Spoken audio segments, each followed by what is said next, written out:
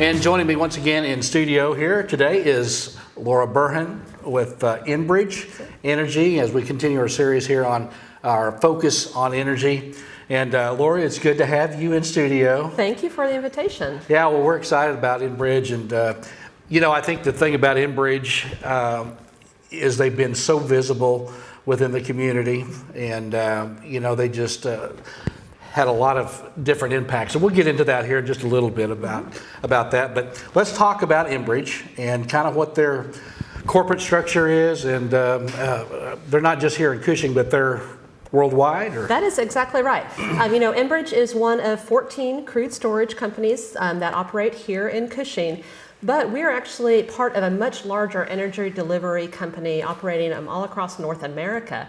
In fact, Enbridge operates the world's longest and most complex crude oil pipeline in the world. Really? Yeah, we deliver more than 2 million barrels of crude every day across Canada and North America. Wow. Now, are you just in North America as far as Canada? Canada and in the United States, but locally here in Cushing, we're celebrating our 10th anniversary in 2014 of operating our terminal here in Cushing. So we're really excited to be part of the Cushing family for the past decade.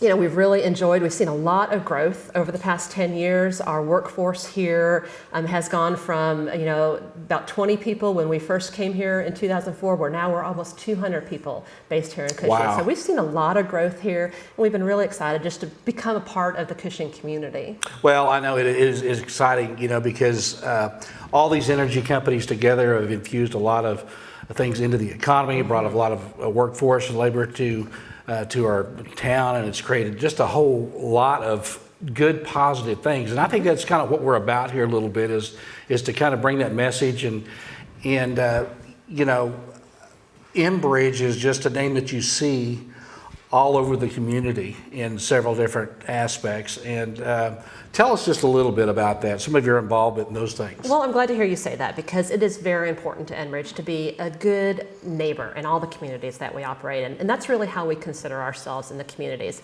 You know, as I said, you know, we've operated in Cushing for 10 years now, and this is actually the base of what we call our mid-continent region.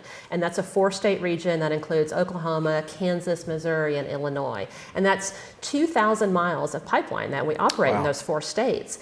And that's a lot of communities that we're a part of there. And we really take it that responsibility very seriously to be a good neighbor in all those communities. And one of the ways that we go about that is, most importantly, is through our community investment program. And that's a financial grant program that we offer to nonprofit organizations in all the communities that our pipelines go through. And that really just provides some financial funding for those nonprofits that are giving back to those communities. Right. For example, we have a very long and great relationship with the Cushing Hospital Foundation here in town, as well as, you know, a lot of other local communities. But that's, like I said, that's just a way of us being a good neighbor in those communities. Yeah, well, I've seen that mentioned from time to time, you know, where you get that, well, there's been a check donated, you know, to the Hospital Association, I think firemen and the emergency responding Actually, equipment. and that's another great example of how we try to be a good neighbor. For the first responders, we have what we call our Safe Communities program. And that is financial grants to first responders. So that's fire, police, EMS, again, in all those communities that we operate our pipeline in. And that's in order to provide them some financial funding in order for them to get the training and the equipment that they may need to do those very important jobs that they do. Right. Well, I think that they, you know, we talked to a few of the other companies as well, and, you know, a couple of years ago, we had the fire situation, you know, and, you know, that was one of those emergencies that, you know, I don't know if everything was kind of in place there, you know, but I know that a lot of the companies kind of came together to provide, you know, people and resources and water and, you know, all kinds of things, as well as equipment, you know, to help combat that. Exactly. You know, that's what's so amazing to me about a community like Cushing. It is a small community, but it is a very integrated community. We have these 14 energy companies that really do work together, you know, if it's through the SAC or if it's just informally, work together to really, you know, provide a good community and to work with the community here. And Cushing as a whole works together very well. Yeah. Yeah, well, it's interesting, and I think that's the whole concept, is everybody working together, not just on the community side, but even in continuing this series here, our focus on energy, and talking to the other companies, how you guys really all kind of work together. I think that, scheduling is kind of key, and I didn't really realize this, until I've had some of these conversations, but how all the product is transferred, and how the communication has to be, complete with all the companies involved. Is that?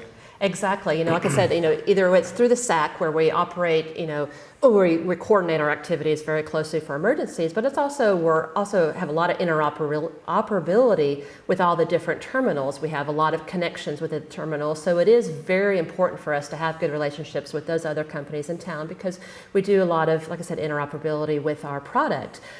Folks also see a lot of the growth around town with all the different companies here. I'm sure folks can see the construction of the new pipelines all around town, and we're just one of those many new pipelines that are under construction. For example, east of town, over by Walmart, we have a brand new pipeline that's crossing Highway 33 there. That's our new Flanagan South pipeline, and that's been under construction since the fall. And that's a brand new 36-inch diameter pipeline that's going to be bringing even more product in from our Flanagan, Illinois terminal down to Cushing. So that's just another example of the tremendous growth that Enbridge, as well as the other energy companies here in Cushing. How many employees are employed by Enbridge here? Here in what we call our Mid-Continent region as a whole, we have just under 200 employees. That's based out of Cushing, about 150, 175. So we're really adding a lot of growth here. And so you mentioned too that you have about 2 million barrels of oil that you transport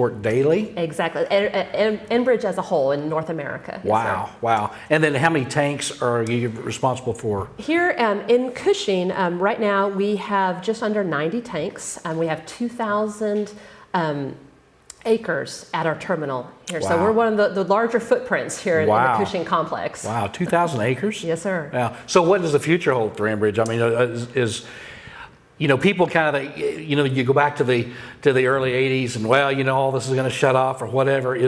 What kind of confidence do the people here in Cushing have as far as the future and what the oil production and the energy brings to this community? Sure. Well, Cushing, like our other energy companies in town, we're a storage company and we're a pipeline company that delivers crude. So our business is really based off the demand of our shippers, and it's really based on the demand of the public. So I think what you're seeing right now in the growth in the industry is the demand from the consumer. People are demanding more crude, more petroleum products, whether that's in jet fuel for traveling, like we just had a holiday weekend where we all were traveling a lot. It's for transportation fuel. It's for asphalt for roads. I mean, petroleum products are used everywhere. And I think we're seeing that increased demand from the consumers. And so therefore you're seeing a lot of growth within the industry. So is there checks and balances, I guess, in the whole system as a whole to prevent another just fall off and a shutdown of oil and things? I mean, with all the tanks and all the things going on here, it would seem almost impossible to do that to me, but is that? Well, like any good business, we want to grow in a very smart way. And so we work really closely with our shippers, with our other customers to make sure that we're building the storage capacity that they need, but also we're responsible, to our company and to the customers and not overbuilding. So making sure that we're not making too heavy an investment, but we also still have the product and the storage that our customers need. So there is that check and balance, that balance there is to be met. Right. So the future for Enbridge our future, we are, as folks, if you ever drive south of town, drive by our terminal, you see we're under construction of a brand new office building at our terminal. So to house those 200 employees that we house here in the region. And so we've just made a pretty big commitment to our terminal here. So I think that's a sign that Enbridge is committed to Cushing. And more tanks too, or is that? We had, last year we just built 3 or 4 new tanks. And it's really about building the right capacity of tankage to handle the demand from our customers. So you see some new tanks under construction, you see a new office building under construction. So you see Enbridge really putting a lot of emphasis in our Cushing asset. Wow, well that's exciting to be a part of. The other thing that you guys guys are always a part of too. That's Barbecue and Blues. Absolutely. And I think it's a great event to bring all the energy companies together and to really participate, just among the pipeline community, but also included in the citizens of that. And you guys have been a big part of that for a long time. Absolutely, yeah. Enbridge has really enjoyed participating in the Barbecue and Blues event over the past few years. This year we continue our involvement. In fact, we really encourage folks to come out on Saturday. We're going to be out there with some 811 information, just really helping to educate the public on how important the 811 program is and how important it is to call 811 before any homeowners or companies, excavators, even local governments. Call 811, get your underground utilities located before you do any kind of excavation work. It would seem kind of silly around here for somebody not to make that call with as many pipelines that we have coming across here. Absolutely. It's especially important in an area like Cushing where we have so many underground pipelines, but not just pipelines, it's all underground utilities for that matter. Right. You really want to make sure that you verify where those underground utilities are located before you do any kind of excavation work, because you do not want to take the chance of damaging, whether it's a pipeline or a telephone line, your cable line, anything that's an underground utility. Make sure you call 811. It's a nationwide free call. They'll come out within 2 to 3 business days, locate those lines, and then you can do whatever work you need to do and be able to avoid those underground utilities. Wow. Well, always great information to have. And again, it's been a privilege having you here in studio and talking about Enbridge and their impact here in our community and what they do for us. And Enbridge, a great company to work for, I'm sure, and we just appreciate you coming in here. That's going to wrap up this edition of our Focus on Energy. Thank you for joining us.